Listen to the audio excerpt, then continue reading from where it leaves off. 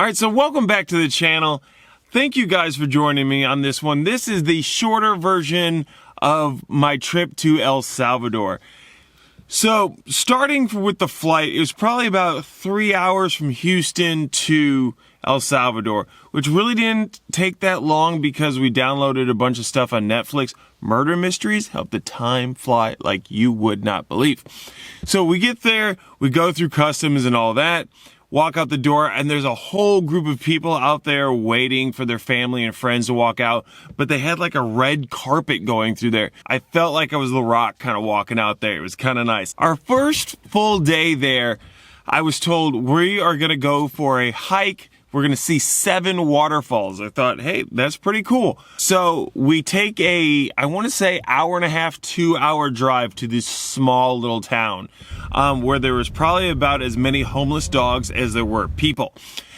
So we meet our tour guide and we hop into the back of an old rickety Hilux truck. We took that truck for an hour ride up this mountain.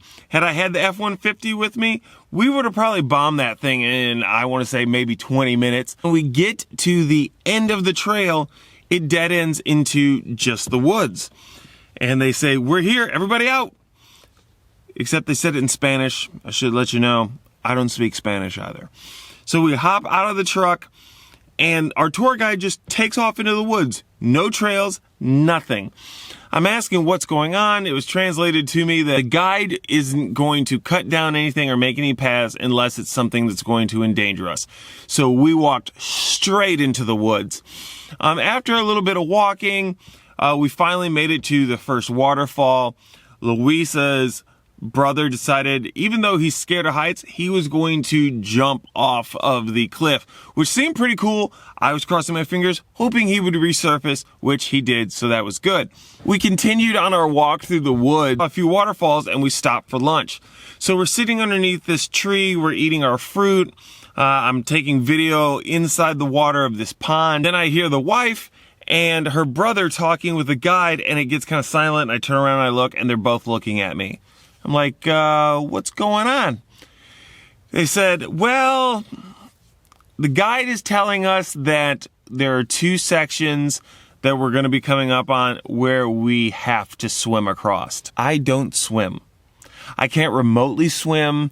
Maybe like in pools, I can swim at the bottom. I can make it across, but it has to be on one breath of air. We get to the little pond and, I start to walk out and I think, you know what? Maybe I can do this. Maybe I can do this. It's not that far. It's just like a 15-foot swim. I can do that. Well, the guy decides he's going to tie a rope around me just in case to help me get across. I start to walk out. The water is crystal clear, so I can see the bottom. So I think it's not that deep until I start to get out there and I start to slip on the sand and the rocks. I start to go down. He starts to pull. I'm screaming, Luisa, Luisa. And okay, go over near the rocks. So I walk over near the rocks and I cling to that shit like I'm Spider-Man. And they said, you know, you can't stick to the rocks because we got to get you around the corner. Took a deep breath. I released. He pulled me really fast. I got over to the rock, climbed up it like a champ. I wasn't scared for a second. You know, they know that I can't swim, so they wanted to be extra protective, so I felt that I had to put on a show for them. We get to the next spot and they're telling me that this one isn't nearly as bad. I start to walk out. I realize the whole way across, it's going to stop right underneath my chin, so I have nothing to worry about. The thing is, on the other side of this pond is a waterfall. And to get to the top of it, we have to climb straight up the waterfall.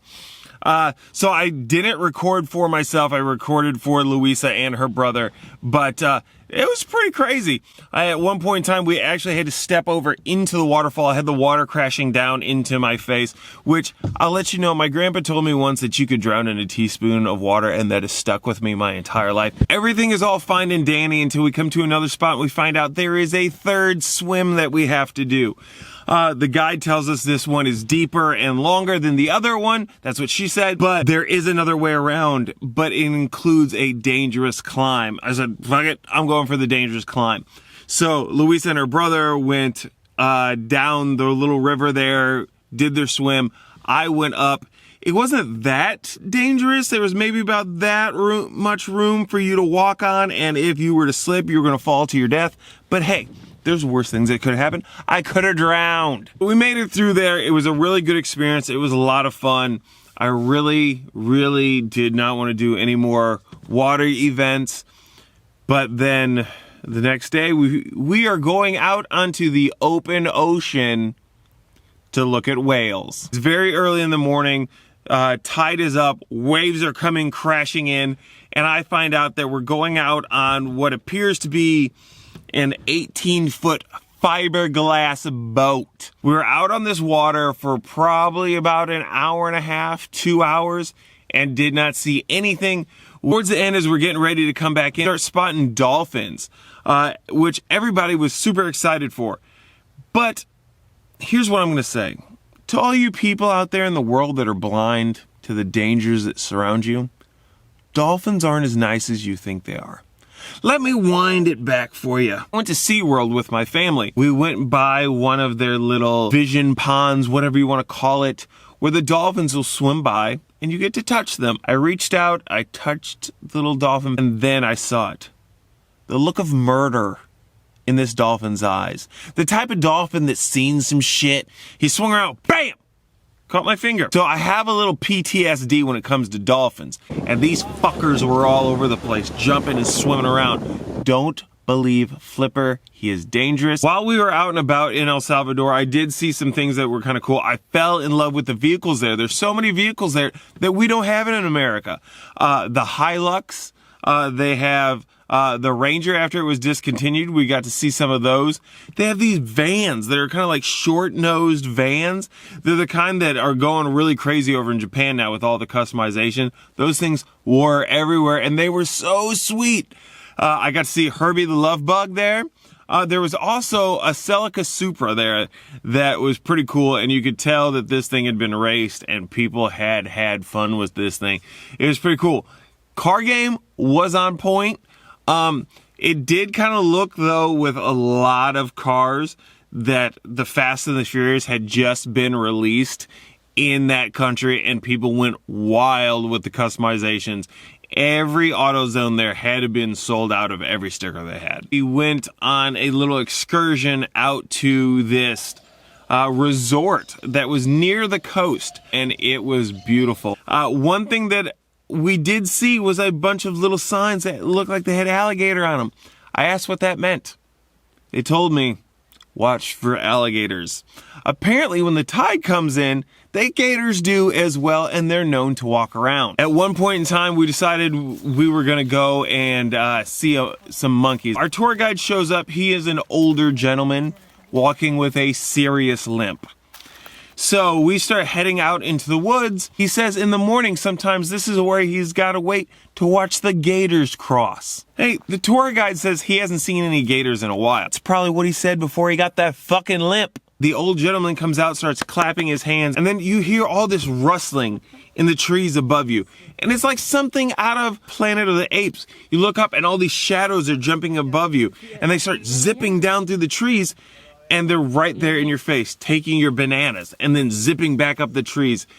It was pretty crazy, but also one of the coolest experiences of my life.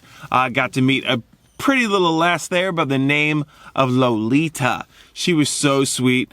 She let me pet her, let me hold her hand. I tried to fit her into my pocket, but the old man saw me. On our way back to the resort, the guide tells us we're going to take a shortcut, and we go across the little area where all the gators are. You could see them popping back down below the water. The trail went across a tiny bridge, if you even want to call it that. It was kind of like a sidewalk. It was only about wide enough for a person to go across, where there's gators, and it's only about that far away from the water. So I asked the wife, hey, can you ask him how big the gators are around here? She asked him, and she turns around and she says, oh, he says they're about 4 to 5 meters. How much is that? That's 15 feet. That's a big ass gator. The next day we get up and I'm told yet again, we are going out on the water. This time we're going out with some conservationists, and we're going to see some sea turtles. So we go and hop in another tiny ass little boat. This one time we stayed in the bay, which wasn't horribly deep. In some areas you could see the bottom. But we meet up with another boat. They start throwing out a net. I'm getting worried, thinking, oh my God, they're gonna pull in this net. It's gonna hurt the turtles. And then old boy does a nosedive into the water and comes up with a turtle above his head. It was pretty cool though. We got to see a common turtle to the area. I got to name them both. First one was named Abigail. Second turtle that they brought up with them was a critically endangered turtle.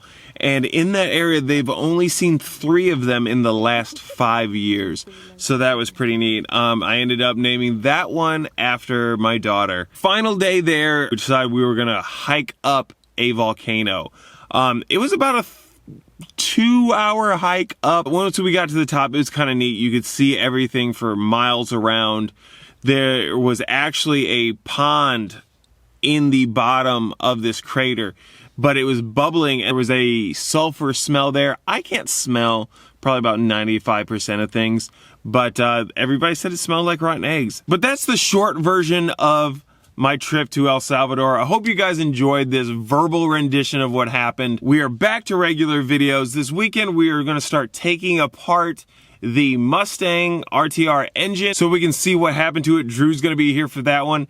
And then showing up Monday. I don't know if it'll make it into the video on Monday, most likely to the one on Thursday, but we have a special delivery coming. It's a new car. You guys aren't going to want to miss that one. Thank you for watching. See you later. Peace.